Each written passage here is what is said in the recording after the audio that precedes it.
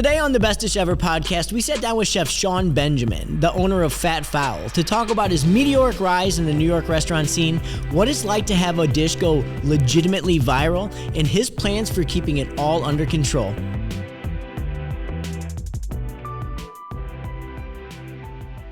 Shorne, man, thanks for coming in. No problem. Thank you. Yeah. This is meant to be. Reached out. Why not? Thank you, Nate. What have you been up to? Oh, wow, Nate. Very interesting, man.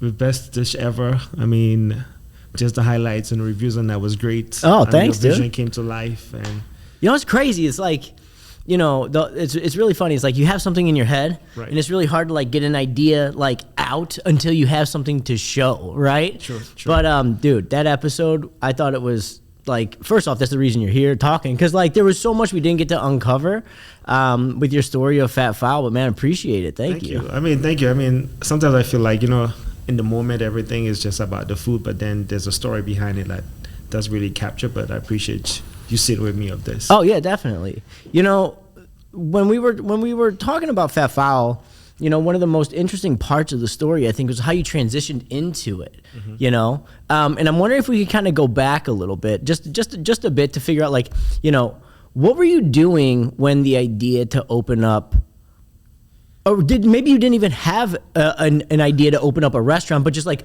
what was it that you felt like you had to pursue something different than what you were doing, and what were you doing at the time?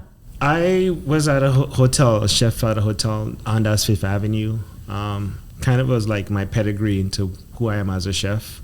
Think of it, a hotel, pedigree chef, but it was a different hotel, different concept. It came to New York. They're trying to revolutionize the whole staple of a typical hotel, which was out of the box. It was all about fashion, and the food was not American. It was actually all over, and we had the tapas, and downstairs, the bar downstairs was like my dream restaurant. So I was in training for that. Oh, so you, like, when you were like, this is like, you know, you saw an area or a space that you really liked, but like, why weren't you happy just doing what you were doing? What was it like? Did you want to start your own thing? Like, where did the idea for, like, all right, I got to figure out a way to do my own thing, or to like build my own path?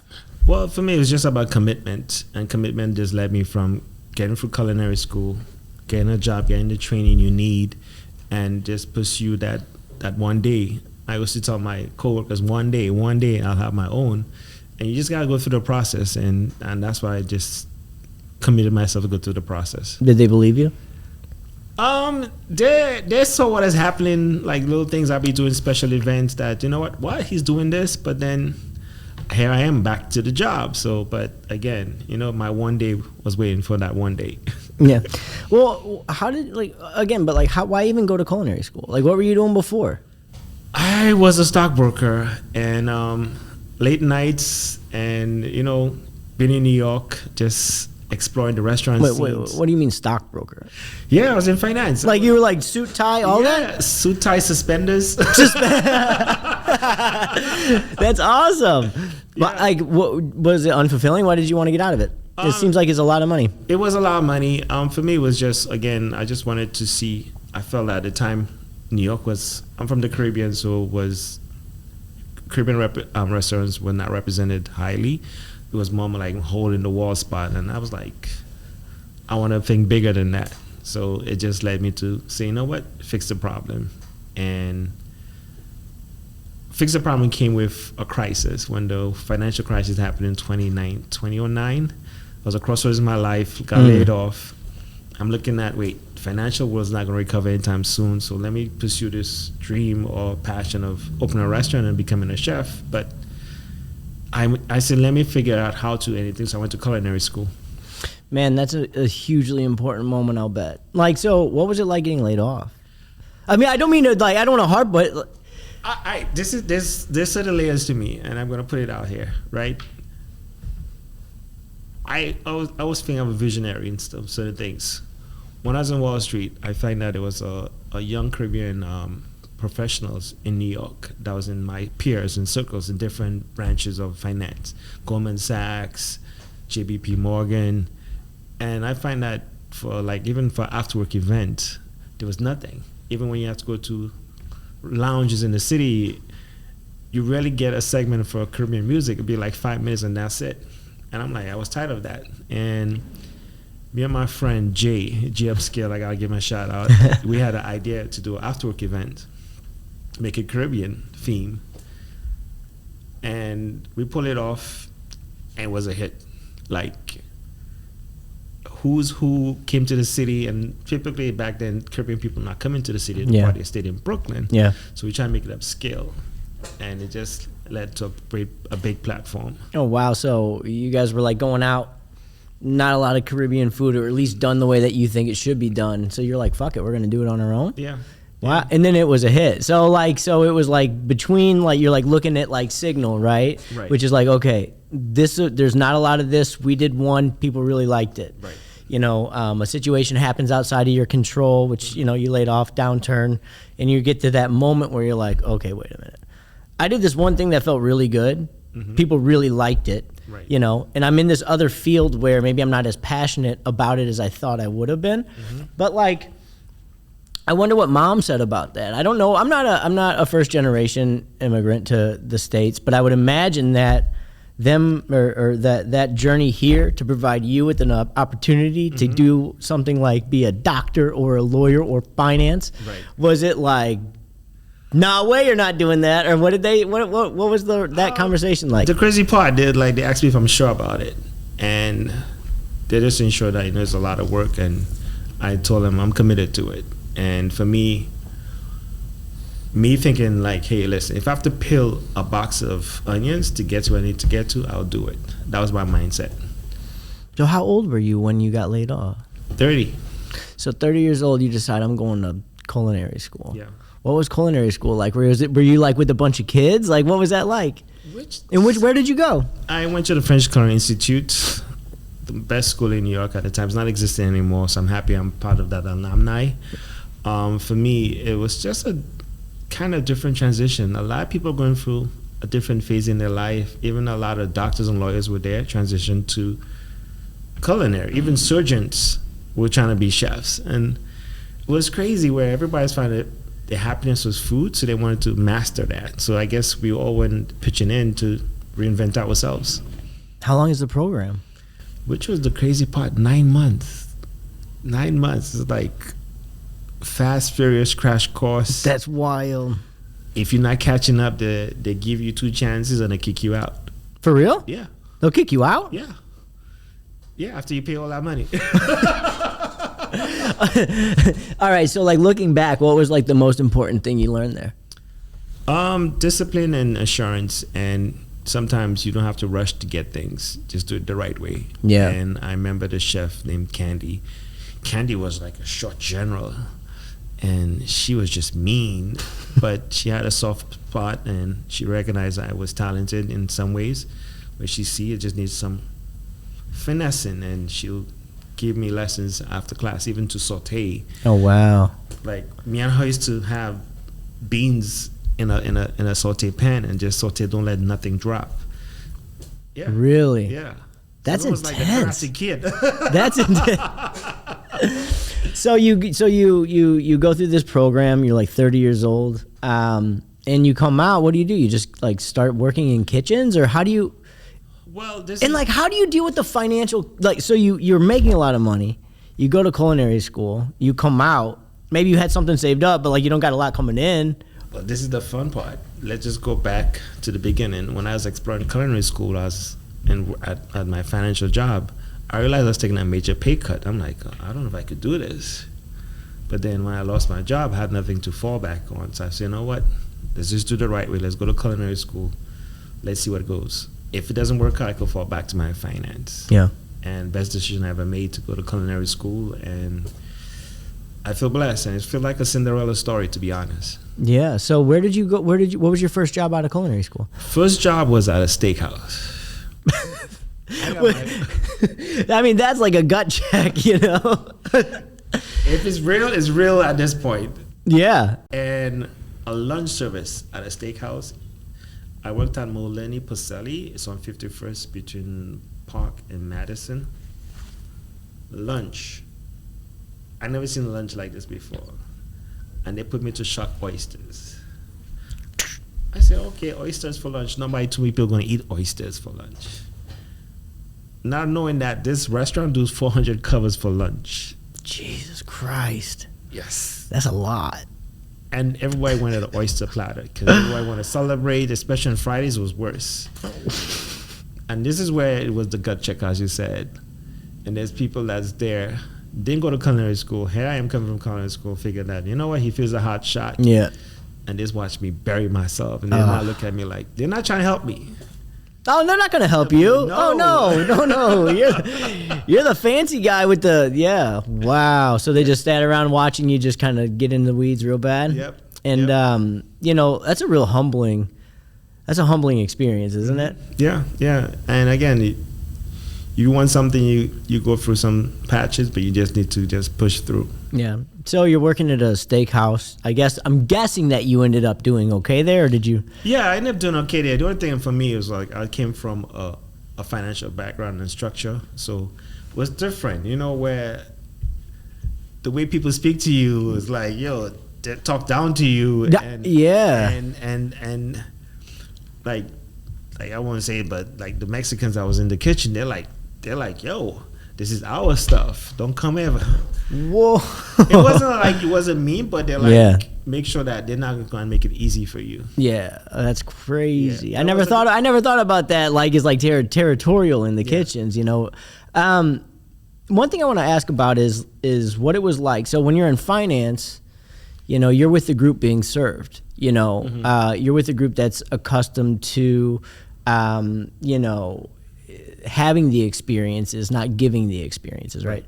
And so what was it like when you were on the other side of that? Like I would imagine, you know, so I'll put it like this. So when you're in finance or you're in some sort of like, you know, elite, whatever that is, right? You couldn't imagine those people picking up a dirty plate or taking somebody's napkin away from them or asking, you know what I mean? Right. So what was it like that shift going from the person that's kind of fed it over to the person that is now serving? You know, for me, and this is something I always teach, and even right now with my staff, like they tell me I'm very particular, but I'm not particular. I just do things the right way.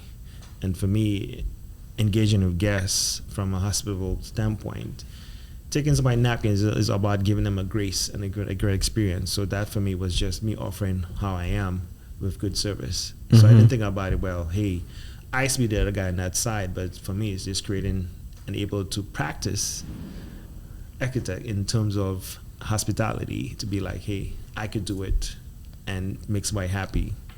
They come back, you know, it's a return customer. That's how I look at it.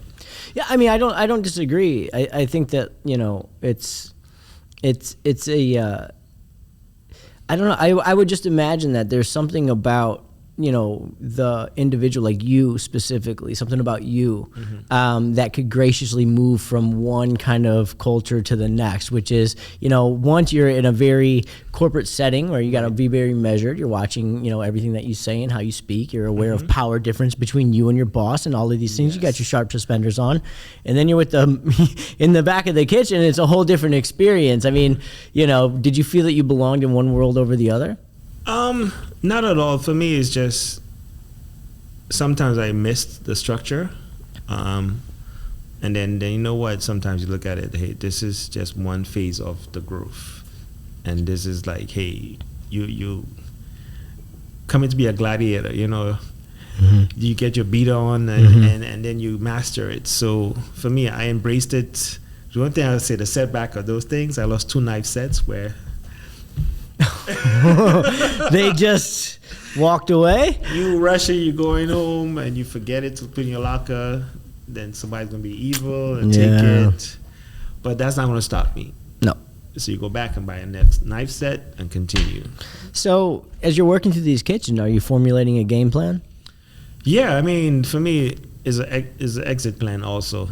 Learn as much as possible. And also what I looked at it, was a busy restaurant, so you master how to handle that kind of pressure. And I saw my head chef was losing his shits where he was like screaming at people not getting stuff on time. And I saw the stress on him. And I didn't want to be that guy, to be honest. And I just looked at it like it's mastering how to get the best out of people. And for me, the way you're speaking to people might get a different result. Yeah. And for me, I practice that right now. Which is? Be human, but still be assertive in a sense. It's something that not only me winning, but all of us winning together. And that's what I teach my team. Yeah. It's hard in the moment, though. It can be. Yeah. But for me, it's like you get your hands dirty and they see you get your hands dirty, and they pitch in. You know, that's one thing that I've always found is that I'm always drawn to people that are able to actually do the task or the craft, right? So there are some that can just delegate, say, hey, we need onions peeled this way, or we need a video shot that way, whatever. And they're just like, they expect you to do it. There's another person that will roll their sleeves up and say, this is exactly how I want you to do it. Right. And like, so the person that's learning is like, oh, this person actually knows how to do it. They understand the stress and the pressure of a position or something, or what could go wrong. And you tend to be a little bit more forgiving, I think, as a manager or as a boss or somebody at the top that's kind of like working down. And as somebody that's like learning, I feel like it's easier to kind of absorb, and it's easier to take feedback when you know it's coming from a place of somebody that can actually do it versus just delegate or talk down, right? For sure. And with that there's a lot of growth in terms of management. So I had different people helping me along, and I saw their mannerisms, how their methods were. Some were good, some were bad, and it was just trying to craft myself to be the best role model, I would say, and inspiration. Because for me, it's handing down my experiences down to people working with me, so that they themselves could get their own. And also is look at it like, hey, you help me, I help you. Yeah. And the same relationship we have, a connect, we never know how that full circle comes around. Okay, so in your journey, we're like just about at the hotel, right? But I'm wondering how you went from, I'm going to do my own thing, I like this idea, I have this kind of like concept in my head of like, Caribbean food done right. But there's a big leap from that to, I'm going to open up my own place. How did you kind of strategize that? So like, a lot of people are right where you are, we're at that moment where it's like, I have this idea, I have a good recipe, I think it's going to be awesome. And then like, but what did you do? How did you start to lay the track? The track was giving myself 10 years to get to where I need to get to. 10 years. So I started the hotel 2010. Basically, I did the steakhouse from 2009 to 2010. And I got tired of the steakhouse. I wanted more of a corporate structure. So I went to a hotel, which is more corporate. Yeah. HR is right there. So when I got there, I gave myself 10 years. At the hotel? Yeah. So I started at 2010. So 10 years later, it's what? 2020. Wow, you really spent 10 years working in... Yeah. What was your position there? I didn't know that you spent 10 years there. Yeah, 10 years. I mean, I was a chef de partie, but it was such a boutique hotel. Like, they had 3 different outlets. So you're not just stuck one place. You could work in different outlets. And the money was good, so. Yeah. So I felt at home, and I could have traveled. I could have used hotel perks. Sometimes I go to Spain for free, spend a night there, the comp nights. Damn. So it was a balance of working and giving me time to do my private stuff. So the 10-year thing was basically giving myself 10 years to try to open up a restaurant. I found at that time, I got some, traction. I was on Beat Bobby Flay, and a lot of people was interested in how I was cooking. So my friend Jay, who I used to do the parties with back in the day, he knew of an investor, and this was crazy. His name was Alex, and we went to his restaurant. It was Julan. He owned Julan Club. And was basically kind of like the idea of opening up Skilled Caribbean restaurant. Went to Julan. It was the coldest day. It was January 6th, I remember. Wow. The coldest day was -6. He lived all the way in Long Island, close to the Hamptons. He's asking us, are y'all meeting me or not? I'm like, is it not snowing? He said, what snow is going to stop us? We're trying to make money. Let's sit down and talk. So I say, if this guy's coming from Long Island, we're here in Brooklyn, let's just meet this guy in the city. Started for us then it's like, hey, listen, we could talk about everything. I said, like, let me let you taste my food. So he said, let's make a deal. Went to his house in the Hamptons, close to Long Island, did a tasting for 15 of his best employees to taste my food. Mm-hmm. And they were convinced, and we were looking at a place. Fast forward, we were looking at different places. Found one in the meatpacking district. Even today, I look at this place like it had spiral steps in the middle. It was grand. Wow. Grand. 2 floors, Yeah. private rooms. And then the landlord was kind of going back and forth with the rent. And then when we say, you know what, let's make a deal. And then COVID happened. Oh, man. Right then? Right then. So it was game over. We Well, didn't know. glad you didn't do it right before. Right. But Woo. at the same time, here I am thinking about, hey, I'm going to have a Caribbean restaurant in the meatpacking district. Yeah. Like, Just cashing checks in your head. Just cashing checks in your head. I was just thinking of like, this will be the Caribbean Bagatelle. Mm-hmm. Make it fun, make it entertainment, great food. But life had a different story for me. So what happened? So how did you end up in Decal? So, pandemic happened. The guy's like, listen, I don't want to put my money in this project. And for me, I was on this moment, like this close to sign a deal. Oh, like, he took his money away? yeah. Like, Oh, yeah, of course. I basically, mean, yeah. He's like, I'm not sure. And if the whole restaurant crisis will recover, we don't know how it's going to be. So it didn't stop me. And I found myself cooking during the pandemic, cooking like crazy to keep my passion. Mm-hmm. Can't go out, but I realized, hey, listen, the nightlife in New York I used to experience, I don't want to take it away, so I wanted to provide it for myself. So this is a story. Every Friday, I would film myself cooking. Seriously? Yes. And showcasing people different recipes. And it just built an audience. It's almost like how, what do you call that thing? OnlyFans came into life. You're the OnlyFans Yes. chef? You're the So Careful with that bacon fat. so this is my thing, right? Instead of me coming in a chef jacket, I'll dress up real nice, like I'm going out, but then I'm cooking at home with my phone, just set it up, order some stuff to hold your phone up, different angles, lights, and it became a thing where I get an audience. Then I switch to Facebook Live, and I get an audience. And I switched from cooking. I used to do cocktails because New York, of course, you got a good cocktail, and that just kept me motivated and not losing my passion. Yeah. And then people will DM me and say, "Hey, listen, you cooking this? I'll pay for it." I said, "What?" So it does give me an idea to do pop-ups where I tell people I'm cooking at this location, come at this time to pick up their food. And it became a treat to everybody. Because at that point, everyone was tired of cooking at home. They're cooking their own of course. food. And just let Pop-ups are tough though, right? Like it's a It was tough, but I guess people knew I was a chef, but they never had access to me. Because I used to do a lot of private events in the city, but they were expensive. Yeah. Now I'm accessible. I just made myself accessible to the community, and I started feeding them the way I like to eat.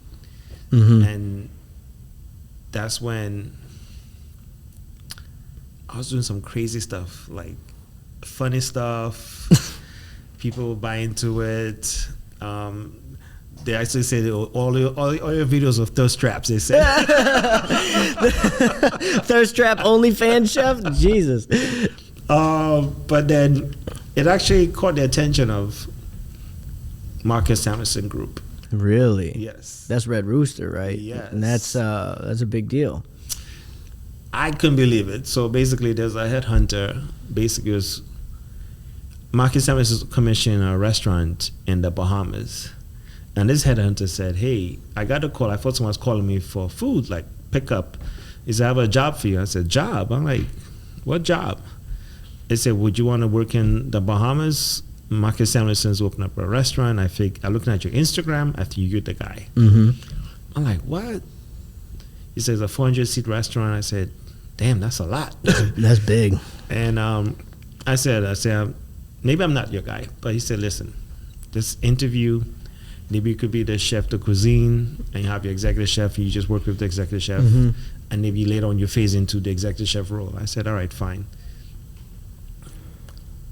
There was a lot of talks. I got an interview with Marcus Samuelson's group.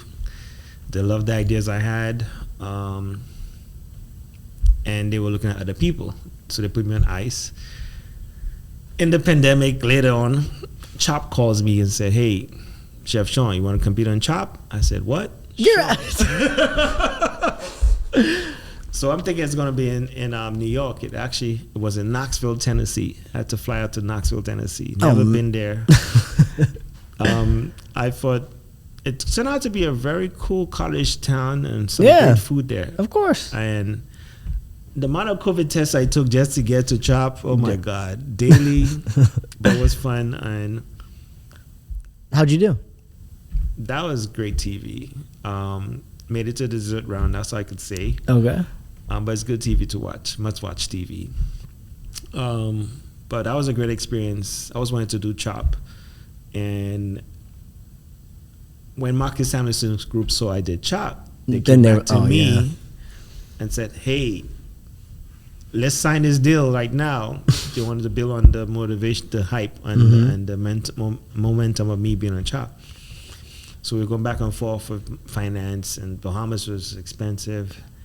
I still had my life in New York still, because it was a 2-year contract. And at the time, when I was doing my pop-ups, there was a guy that I used his kitchen. He's like, hey, if you get an opportunity to decom market, would you take it? I said, well, I have nothing to lose. So go check it out. Did a tasting. Well, what kind of derived from me to my pop-ups, because I didn't realize it was like menu testing. Yeah. Because I used to do this Cornish hen. Instead of chicken, I used to do Cornish hen as a dish with different sides. And it gave me the idea to, let's do a chicken concept, a decaf. I looked at the different concepts that was there. There was no chicken concept really. So I said, let me do rotisserie, but let's do something that's healthy approach. And I just wanted to put a twist to it. Did the tasting for the market board. They loved it. And then I'm like, okay, we're going to do a chicken concept. And I'm like, okay, I need a name now. This is where I never thought about where the name came from. So I remember in the pandemic, I was cooking this Cornish hen, right? And when I cooked it, it still was bigger than usual. Like usually it shrink, but it was just big. So I'm looking at this, how I was just saying the chicken looked sexy. It was just plump, sexy. Like all the fat was just dripping nice on there. You're live streaming. You got your OnlyFans on with this chicken. So I'm like, I looked at the chicken. I said, that's a fat fowl. Oh, wow.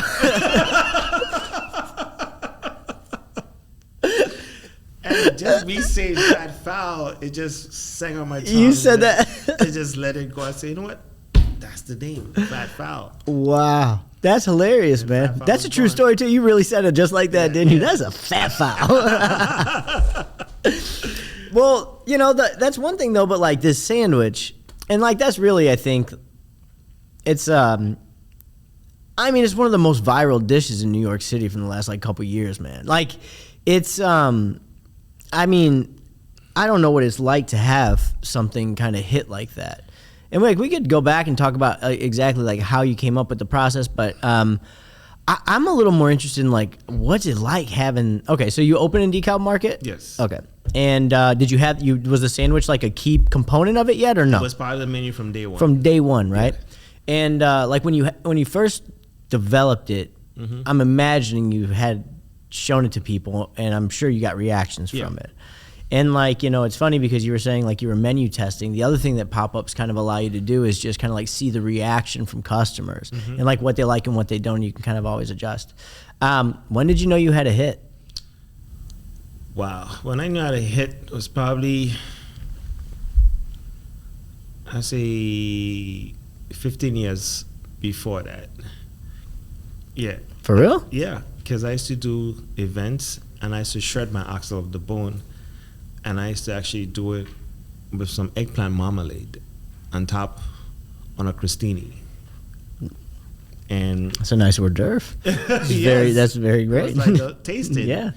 And I like how people buy into the process. There's a boneless oxtail. And the sandwich came from me being at the hotel where we served this grilled cheese as a kid's menu. And even adults were ordering it, a grilled cheese simple with some soup, tomato soup. I'm like, I was making it every day, and I'm like, man, if you put some oxtail in there, that'd be the bomb. I could make this Caribbean by putting oxtail in that grilled cheese. Yeah. And I went with it. I tasted it. I said, you know what, I'm going to keep that when I open my restaurant. In your back pocket? Yeah. Man, so the idea was like you had that idea, but the idea for the Fat File was bigger than just a sandwich. Yeah, for sure, right? For sure. But I'm guessing they loved your food, and you got a chance to open in DeKalb Market. But I would imagine there came a point where like, awesome, this is great, and then it's like you're looking at a space.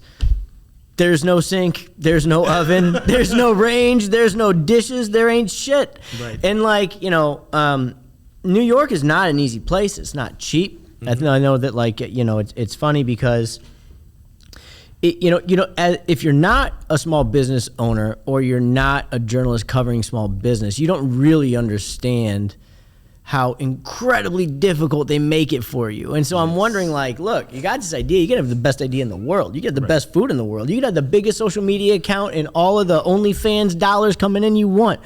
But opening a place is so expensive. Mm-hmm. And, like, where did give our audience an idea of, like, what does it cost? Just what do you need? Funny enough, like you look at the expenses, your fixed expense, like the equipment, the furniture, the design.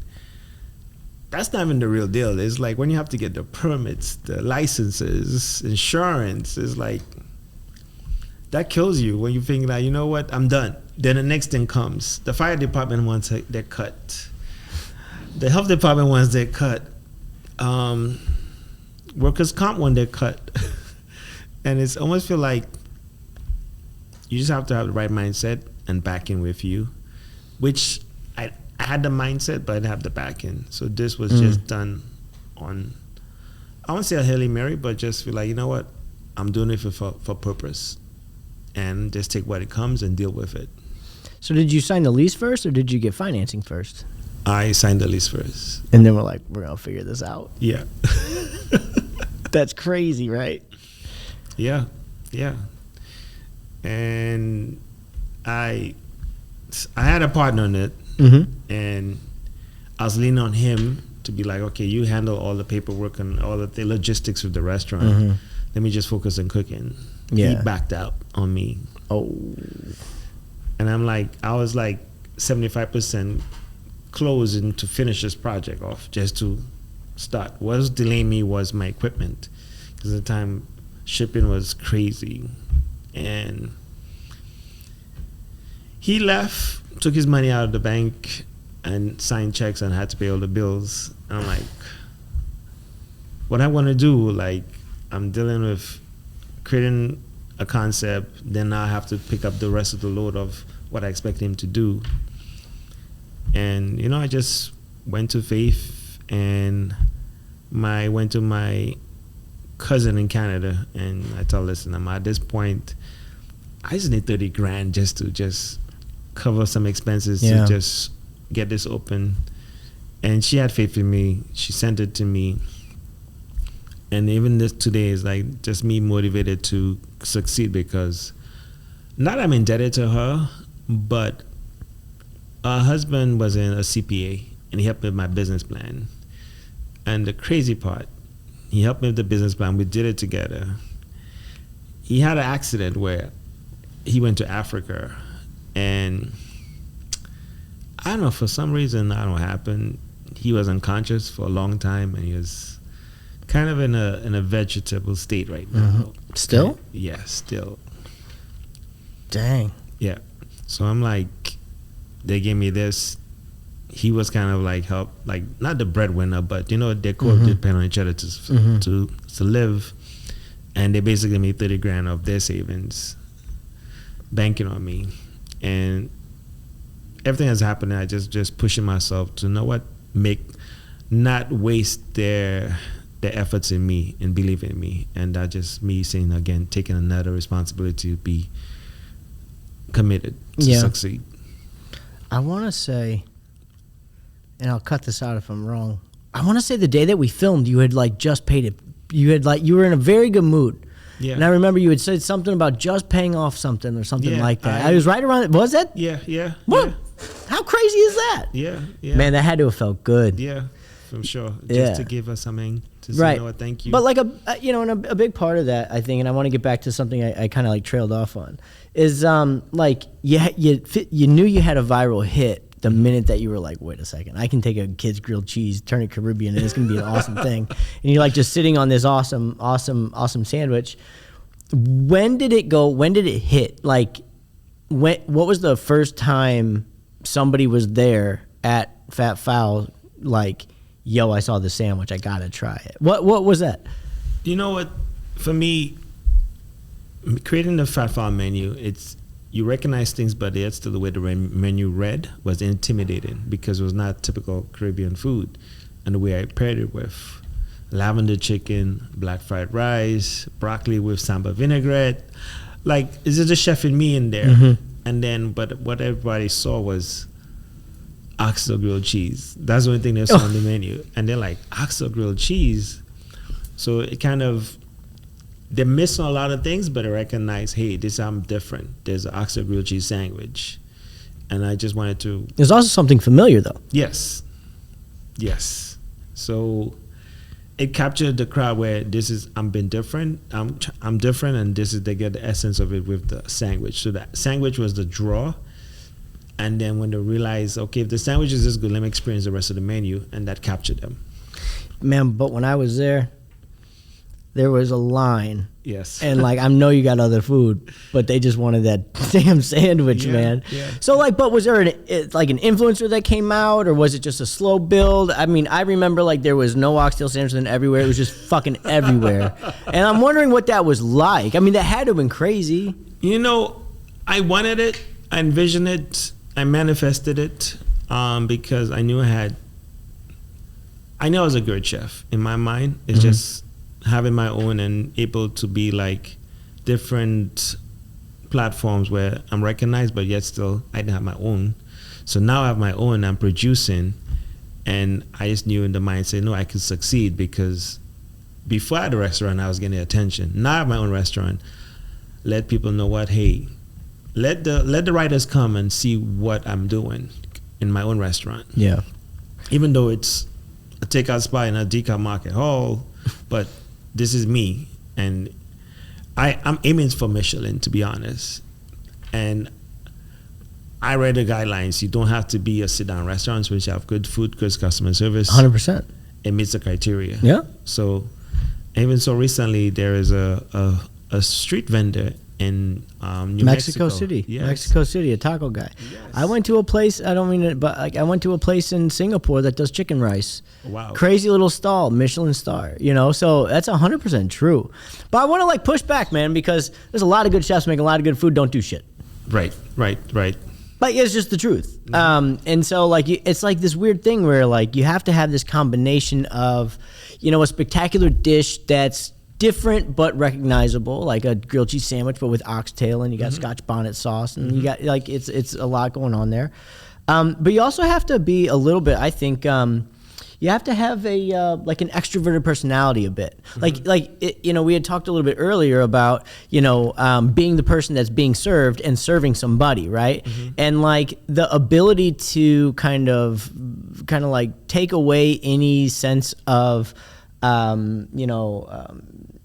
detraction from being that person, but like really enjoying just that connection to somebody. If they're serving them something and they react to it, or if you take something away from them and they thank you for it, there's like a reciprocated reaction to that. You got to have a little bit of that personality, but you also have to like I don't know. You have to have some sense of business behind you too, right? Because I'm sure that as you were building out the menu and you were working with your I'm not sure if he was like a cousin or a cousin's fiance or husband, looking at the business plan, you're costing out the menu. So it's like those three things really, it feels like came together for you so that when the opportunity arose, no matter what that was, you were like, let's go. I'm here for it, right?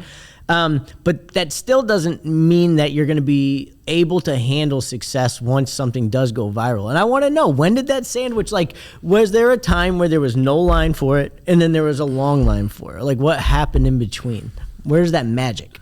That magic is coming when I realize people are traveling far for the sandwich and they're enjoying the meal that I've created or helped create it, in the sense of my ideas. And it just felt really good, where this is what I've been praying for and manifesting. And I always looked at people, I didn't want it to be like it's a hype, I just wanted to make it say it's real food done right. And it just felt good to see people smile, be honest, and enjoy food and say, like, you know what, this was worth it. But that seems so simple, but like, what is it? Is it just something rewarding within them liking something you produced, or is it just the sense that people like can you, like, what's the, I'm trying to really dig in to figure out, like, what, like, you went from finance to like this, and you seem very happy, and I'm wondering where that, funny you said I'm happy you said that, because it just looked like the work I put in is paying off, because in the beginning I used to stay there, get there from 8 in the morning till 2 o'clock in the morning, just doing every lot by myself, and everybody saw the effort, the work ethic I put into things, and they're like, little encouraging words that pass, it'll pay off, chef, it'll pay off. And these are people reporting to you, like, comforting you, the guy at the top. Yeah. They must have seen really how much you were putting in. Yeah, because I just put a lot of passion, and I didn't put no shortcuts. It was just true ingredients, no gimmick, it's basically creating a craft that you have, and you're just doing it right, and hopefully that somebody or the right person tastes it. Yeah. And I had a consistent clientele, but it was just word of mouth, but it was a small clientele. And all I used to say, listen, I just need 250 people to come in and eat every day, and I'll be fine. That's all I was asking for. And it's a crazy story where things was all right, but then not great. You're able to pay bills, but you're not paying yourself for a long time. And here comes a situation where my mom gets sick. She had an early case of dementia. She lives alone. I'm at this restaurant all day. I'm trying to get help for her, but to get help in the state is so much paperwork, red tape, and here I'm trying to balance my mom life and my restaurant baby. My baby is the restaurant, to make sure it doesn't go under all the efforts I made in. And I just felt stressed, like I wanted to produce more. And I remember I'd hire a publicist, and I just find out she was not doing enough. Yeah.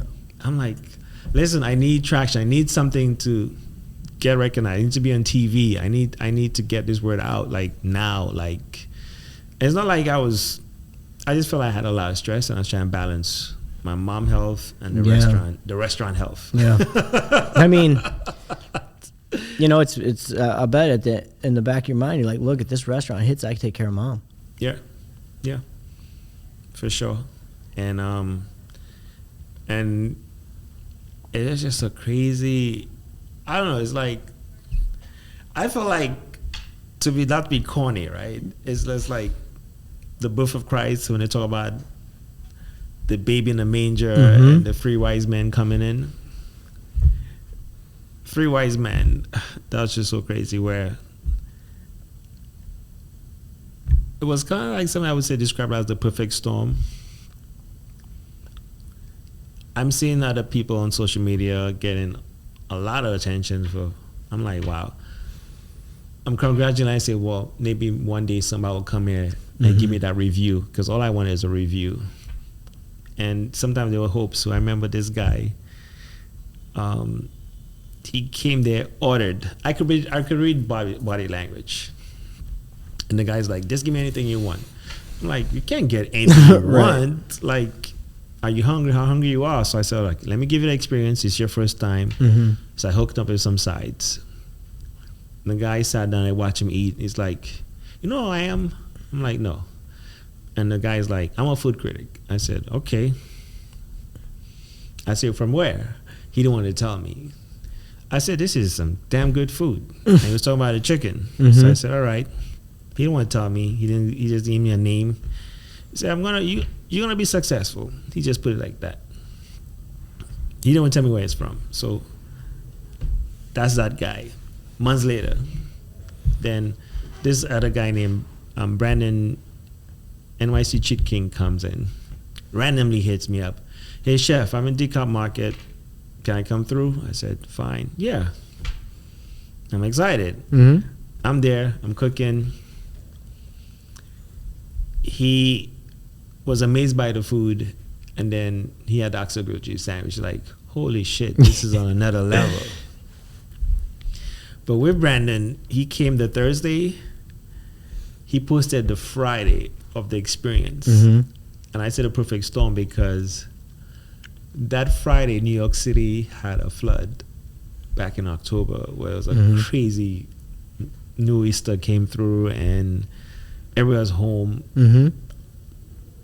Just pretty much can't go nowhere. It's flooded. And everybody's on their social media and they're seeing Brandon. Brandon hit me up and said, this is going to go viral. I didn't know what that meant. I did not know what that meant because, okay. Like viral, I've been on Chopped. What are you talking about? So Saturday comes, he posted Friday, Saturday comes, we open up, and there's a line of people. I'm like, oh my God.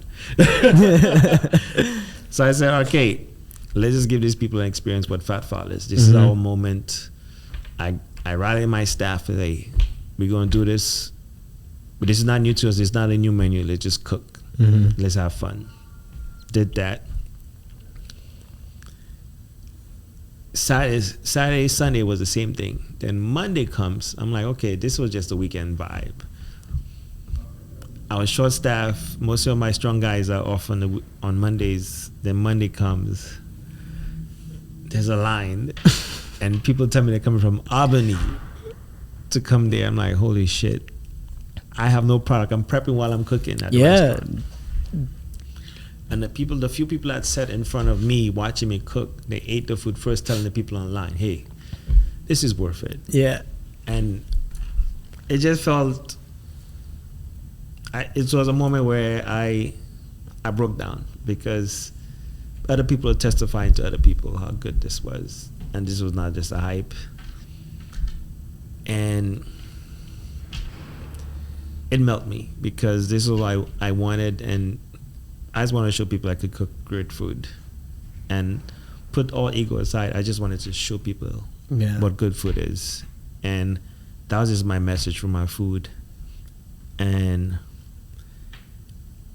then the third wise man was Ian. Ian comes in and said, hey, I want to come try this oxtail grilled cheese. I heard a lot about it. Yeah. I said, come through, you know. I know what to expect. Then Ian comes. He's like, man, this is phenomenal. And Ian said, I'm going to take this to the next level. I'm going to do better than Brandon. And Ian, he was sneaky. So you realize one of my team members said, hey, Ian, instead of oxtail grilled cheese, let's do oxtail mac and cheese. And I don't do it on the menu because I don't want to be pulling oxtail grilled cheese. I'll be short everywhere. Yeah. So Ian posts it. Then they have a whole bunch of people coming there. Where's the oxtail mac and cheese? It's not on the menu. It's a secret item. And people say, I want that. And just connecting with Ian is like, yo, this is phenomenal. And he just gave me that grace. Him and Brandon, they were genuine. Who was the critic? Still don't know his name. Really? I think he actually came from Travel Advisor. Oh, okay. Oh, that's awesome. Yeah. You know, first off, Ian's awesome. Ian's incredible, man. You know, one thing that I want to talk a little bit about before we wrap, and I've had a lot of conversations around this, about how did you experience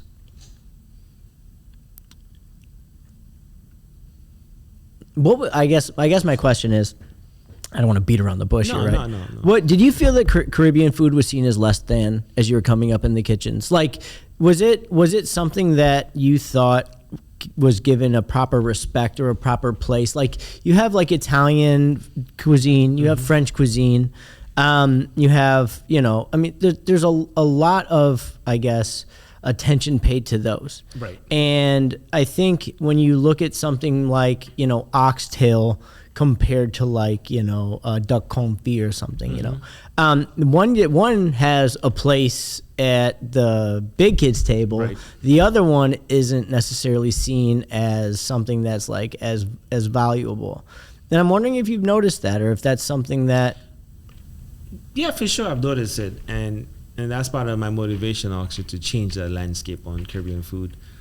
And at the time, being in culinary school, that was my mission, and just meeting some chef peers, everybody have different missions, and realizing, hey, I'm not the only one doing it. I want to achieve that, and one of the things that we wanted to shift that focus was at the James Beard House. We wanted to go to the top, where, hey, this is the most recognized food, I would say, supper house, James Beard. Yeah.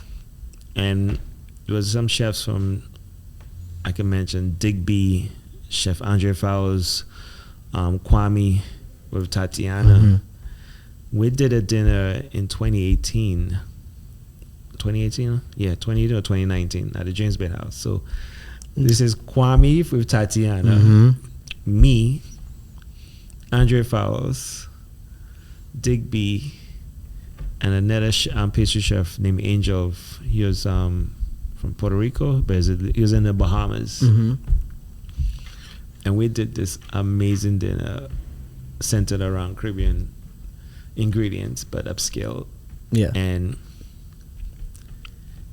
I still remember that it was magical. We sold out 4 floors in the James Beard House. That's crazy.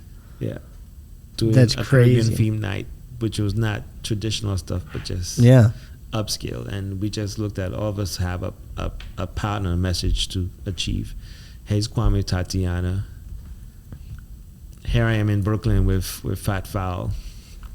And a lot of people compare the two, where sometimes they think I'm Kwame. I'm like, no, that's that guy in Tatiana. But one thing I would say with Kwame, he never forget where he's from, and he always reach out to me and say, hey, include me in certain things. And he has a stuff in family event called Family Reunion in Virginia, August 15th, the 3rd week in August. And he invited me, and he kept his word, like, hey. And I just believe in that camaraderie. Yeah. You know, there's no egos or anybody's better than anybody, and we just push the culture. There's not a lot of, you know, maybe there are. I don't want to. But are there a lot of black chef owners of the restaurants in New York City? No, and I think somebody that I didn't really think about it, except for one of my chef friends. You probably know her, Valerie. And she said, you got something unique here. You own your restaurant 100%. Not too many people could do that. And you did it by yourself. Right. So for me, it's just showing inspiration. And I've learned a lot. And for me, it's just, I can say I just want to cook good food. At the same time, I want to practice good business, restaurant business. What was your biggest business mistake? Wow. How expensive was it? You know, when something comes too quick and easy, it's not true.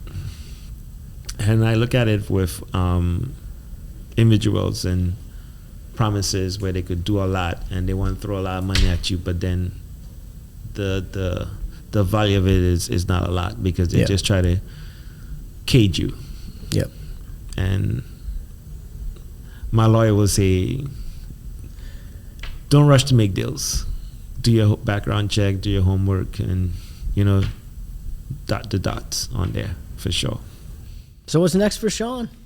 What do you got? Where are we going to see the next Fat Foul? I'm like, you're not going to do something. I would imagine you doing a little sit down rest. I could see something like that. What are you going to do? A lot of people come to Fat Foul, they tell me, this needs to be a sit down restaurant. Maybe not right now, but I'd love to just open another Fat Foul.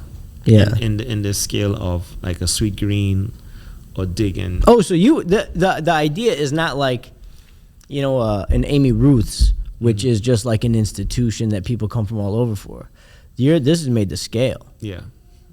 My man, that's awesome. I want to be in Detroit. I want to be in Miami. Detroit. LA. I spent a lot of time in Detroit. Detroit's a good city. It's cold though.